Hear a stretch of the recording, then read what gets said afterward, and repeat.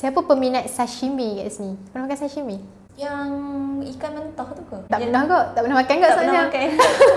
Tapi itulah sashimi ni kan dia makanan mentah. So dia ni tak dimasak. So bila tak dimasak, apa-apa je yang ada dekat dalam sashimi tu, dalam ikan tu, dia tak, orang kata apa, tak ditapis lah. So bila kita masak, kita bunuh segala bakteria apa semua. Tapi bila mentah, tak masak, mungkin ada telur ke dalam tu. Bukan telur ikan, telur cacing. Inilah yang menyebabkan berlakunya satu kes di California, US. Ada seorang lelaki ni, dia nak berak. Lepas tu dia pergi lah toilet, dia berak. Lepas tu masa dia berak tu kan, tiba-tiba kan ada keluar macam tu. Lepas tu dia ingat usus dia terkeluar tu tak. Tapi dia tengok lah benda tu duk kuat. So takkanlah usus aku duk kuat kan. So dia pun pergi lah hospital. Dia pergi hospital, dia tunjuk lah binatang tu. Lepas tu dia kata, doktor ni usus saya. Kalau doktor, dok bukan usus. Dia tengok rupanya tu adalah cacing.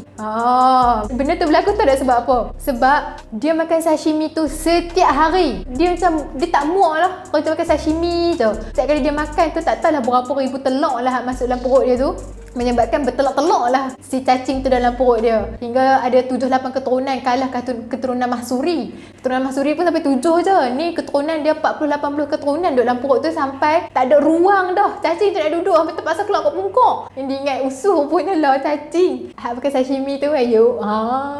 Bila dia pergi hospital, doktor pun memang sahkan lah perut dia tu memang penuh dengan cacing. So buat operation sebab terlalu banyak, tak boleh nak buang secara manual. Okay, sekarang ni orang yang suka sashimi, orang yang suka makan makanan mentah, whatever yang mentah yang tak dimasak, ini tips untuk anda cek adakah anda ada simptom-simptom ini.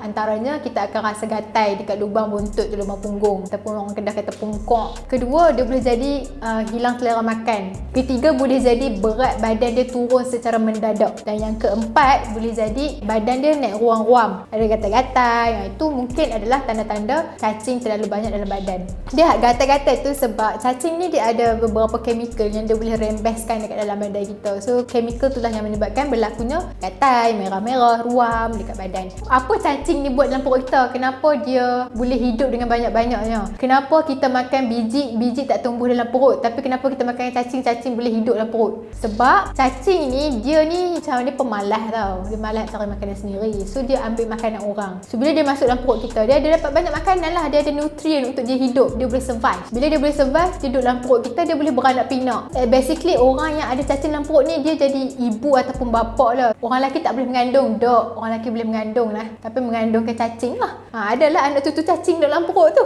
Cacing-cacing ni dia depend on kita. So dia makan semua nutrien dalam badan kita. So sebab itulah bila orang yang ada masalah cacing ni, dia berat badan dia turun mendadak. Sebab nutrien yang dia makan tu tak pi kat dia, pi kat cacing-cacing ni. Dia feed cacing-cacing ni. Cacing ni macam hidup dengan senang lenang lah. First benda untuk kita mengelakkan benda berlaku adalah dengan prevention lah, pencegahan. Kita basuh tangan bersih-bersih. Setiap kali beli sayur ke, beli daging ke, beli ayam ke, basuh bagi bersih-bersih. Kalau jenis suka makan-makan mentah tu, avoid makan-makan mentah. Jangan kerak sangat, sakit sekali dua tu okey lah. Ni sampai macam lelaki tadi sampai setiap hari makan. Tak heran lah perut cacing penuh. Kita kena jaga kebersihan lah basically. Kebersihan sebagai benda iman. Itulah sebab dia. Sebab kebersihan ni lah yang akan mengelakkan benda-benda ni berlaku. Basuh tangan bersih-bersih. Dulu kecil-kecil, jenis siapa dia spesies suka tak pakai kasut keluar rumah tu, tu ada tendensi lah. Sebab tu mak marah, ish lah apa sepa tak pakai kasut. Pakai kasut! Duk main merata, kotor-kotor tak pakai kasut. Kena pakai kasut lah sebab cacing boleh masuk ke kaki nah. Cacing boleh masuk ke luka-luka, bukan melalui makanan je, tapi boleh masuk ke kulit-kulit kita yang jenis halus tu, dia boleh masuk. Banyak sebenarnya cacing ni, banyak cara dia masuk. Jenis-jenis cacing pun banyak berlungguk-lungguk. Okay, sekarang kita dah prevent, tapi berlaku juga, ada juga masalah cacing dalam perut. Apa yang kita boleh buat adalah ambil ubat cacing. Ubat cacing ada dua jenis, albendazole dengan marbendazole. Disebabkan cacing ni ada banyak jenis, so albendazole ni albendazole ni dia cover all types of cacing lah. Dia boleh bunuh semua cacing. Kebiasaan orang duk ingat, ubat cacing ni budak-budak je kena makan. Kita orang tua-tua tak apa, kita kuat, tak payah risau lah. Tak pernah terfikir lah nak makan ubat cacing. Tapi sebenarnya ubat cacing ni bukan budak-budak saja kena makan. Kita orang tua-tua ni pun kena makan. Tama-tama kita jenis melantak, tak ingat dunia. Makan sotong mentah, makan gajah mentah, semua mentah. So benda-benda tu lah yang boleh leadkan kepada masalah cacing dalam perut. Ataupun dekat tempat-tempat lain pun dia boleh pergi. So kena makan ubat cacing. Ubat cacing setiap 6 bulan bulan. Siapa yang makan sashimi, suka-suka please nak makan sashimi tu, pilihlah cara buat cacing lolon ni juga. So ubat ni dia ada dos tau. Kalau kita pergi farmasi, usually kita akan tengok ubat cacing ni dia ada 2 dos, ataupun kadang tu dia memang bagi sebiji. Ubat yang sepatutnya yang sesuai kita makan, kalau albendazole 400 mg OD, 400 mg 1 kali sehari untuk dalam tempoh 6 bulan. Maksudnya 6 bulan tu sekali tu je makan. Lepas tu ubat cacing ni dia budak-budak bawah 2 tahun tak boleh makan lah. Dia kena tunggu 2 tahun ke atas. Tapi kalau albendazole umur setahun ke atas tu dah boleh ambil dah. Tapi low dose lah, 200 mg OD. Okay, ubat ni macam mana dia bekerja? Fungsi dia bukan pergi bunuh cacing-cacing tu dah. Apa yang dia buat adalah dia halang cacing tu daripada ambil nutrien daripada badan kita. So bila dia halang cacing-cacing tu ambil daripada badan kita, cacing tu tak ada lah nutrien. So bila tak ada nutrien, dia tak boleh nak hidup. So bila dia tak boleh nak hidup, tak boleh nak survive, dia mati. So bila dia mati, dia keluar lah daripada melalui najis kita. So macam tu. Okay. Ubat cacing tu kita boleh terus pergi beli kat farmasi ke atau kita kena jumpa doktor dulu?